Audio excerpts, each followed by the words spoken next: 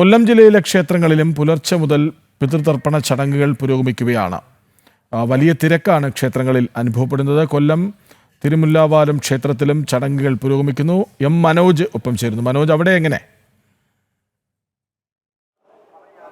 കൃഷ്ണരാജ്, വലിയ തിരക്ക് തന്നെയാണ് പുലർച്ചെ മുതൽ അനുഭവപ്പെടുന്നത്. ഞാനിപ്പോൾ തിരുമുല്ലവാരം ക്ഷേത്രത്തിന് സമീപമാണ്. അതായത് നിരവധി ബലിതർപ്പണ മണ്ഡപങ്ങളുണ്ട് ഇവിടേക്ക് ജില്ലയിൽ നിന്നും പുറത്തു നിന്നുമൊക്കെയുള്ള നിരവധി പേർ ബലി അർപ്പിക്കുവാൻ വേണ്ടി ഇവിടേക്ക് എത്തിയിട്ടുണ്ട്. നമുക്ക് ദൃശ്യങ്ങളിൽ തന്നെ കാണാം. ഈ കടൽ തീരമാകെ തന്നെ വലിയ തിരക്ക് അനുഭവപ്പെടുന്നുണ്ട്.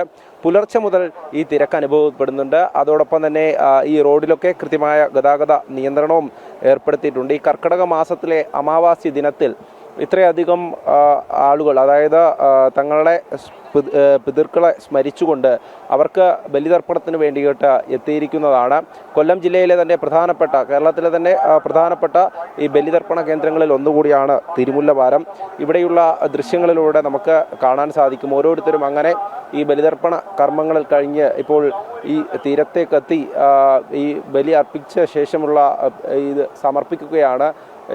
ഇവിടെ മുങ്ങി കുളിച്ചതിന് ശേഷമാണ് ഓരോരുത്തരും പോയി തിരികെ മടങ്ങുന്നത്.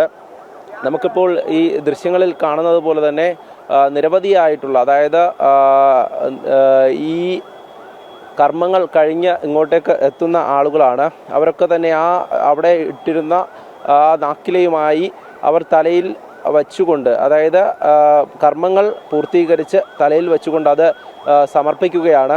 എന്തായാലും ബലിതർപ്പണത്തിൻ്റെ ഏറ്റവും പ്രധാനപ്പെട്ട ഒരു ഗൗരവമുള്ള ഒരു കാര്യമെന്ന് പറയുന്നത് സങ്കല്പമാണ്. അതായത് ഈ ബലിതർപ്പണത്തിൻ്റെ കർമ്മങ്ങളിൽ നമ്മൾ ആകൃഷ്ടരാകുമ്പോൾ, അതിൽ കർമ്മങ്ങൾ അങ്ങനെ ചെയ്തുകൊണ്ടിരിക്കുമ്പോൾ ഈ ആരംഭിക്കുന്നതിന് മുമ്പായി തന്നെ പിതൃക്കളെ സ്മരിക്കുന്നതാണ്. ഈ പൂർവികരെ നമ്മൾ സ്മരിക്കുന്നു, ആ സങ്കല്പത്തിലേക്ക് കൊണ്ടുവരുന്നു. അത്തരത്തിൽ ഈ സങ്കല്പിക്കുന്നത് അതീവ പ്രാധാന്യമുള്ള ഈ ബലിതർപ്പണം, ഈ സങ്കല്പത്തിൻ്റെ ദൃഢതയുടെയൊക്കെ അടിസ്ഥാനത്തിലാണ് ഈ പിതൃക്കൾ ബലി സ്വീകരിക്കുന്നതെന്നാണ് വിശ്വാസം.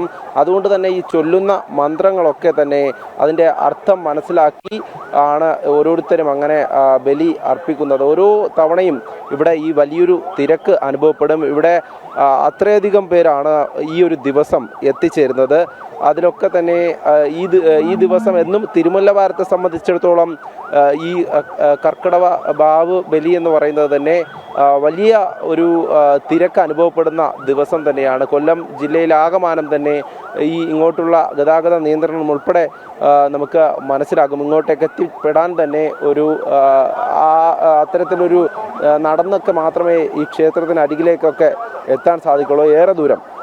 എന്തായാലും ഇന്ന് ഈ കർക്കിടക വാവ് അതിൻ്റെ ബലിതർപ്പണവുമായി ബന്ധപ്പെട്ട് എത്തിയിരിക്കുന്ന നിരവധി ആളുകളാണ്. അവരൊക്കെ തന്നെ പിതൃക്കളെ സ്മരിച്ചുകൊണ്ട് അവരുടെ മോക്ഷത്തിനായി ഈ വാവ് ബലി ദിവസത്തിൽ ഇവിടെ ബലിയർപ്പിക്കുന്നതാണ്. അതിന് ആദ്യ ഘട്ടത്തിൽ ഇവിടെ എത്തി ദേവസ്വം ബോർഡ് പ്രത്യേകം ഈ മണ്ഡപങ്ങൾ ഒരുക്കിയിട്ടുണ്ട്. അതോടൊപ്പം തന്നെ വിവിധ സംഘടനകളുടെ നേതൃത്വത്തിലും ഈ ബലിതർപ്പണത്തിനായിട്ടുള്ള സൗകര്യങ്ങൾ ഒരുക്കിയിട്ടുണ്ട്.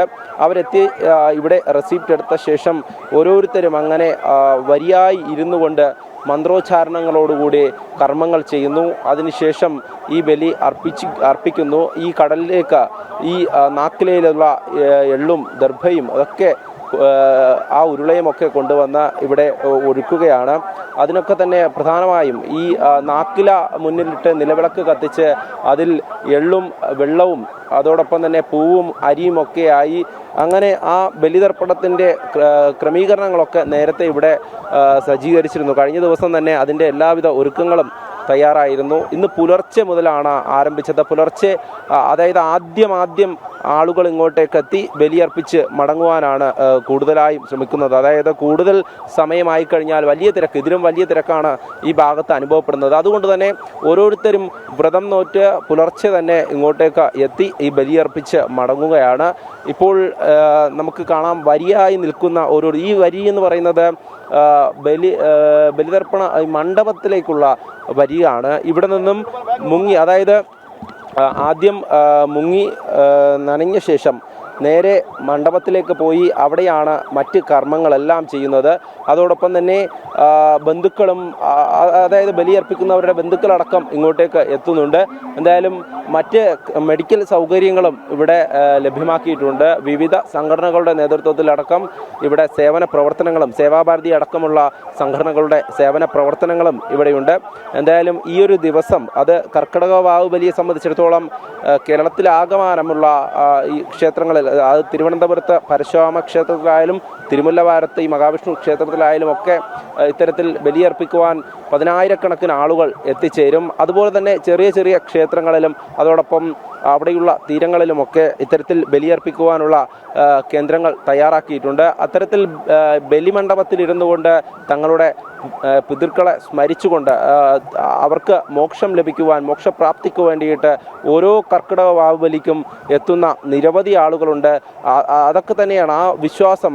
എല്ലാ തവണയും തങ്ങളുടെ പിതൃക്കൾക്ക് വേണ്ടിയിട്ട് ഒരു ഉരുള നൽകുവാൻ, അവർക്ക് വേണ്ട മോക്ഷത്തിനും അവർക്ക് വേണ്ട ഒരു ഭക്ഷണമെന്നുള്ള നിലയ്ക്ക് നമുക്ക് ബലിതർപ്പണത്തിനെ കാണാൻ സാധിക്കും. കാരണം അത്തരത്തിൽ നമ്മുടെ പൂർവികരായിട്ടുള്ളവർക്ക് ഒരു അന്നം നൽകുക എന്നുള്ളതും ഇതിൻ്റെ ഒരു സങ്കല്പം തന്നെയാണ്.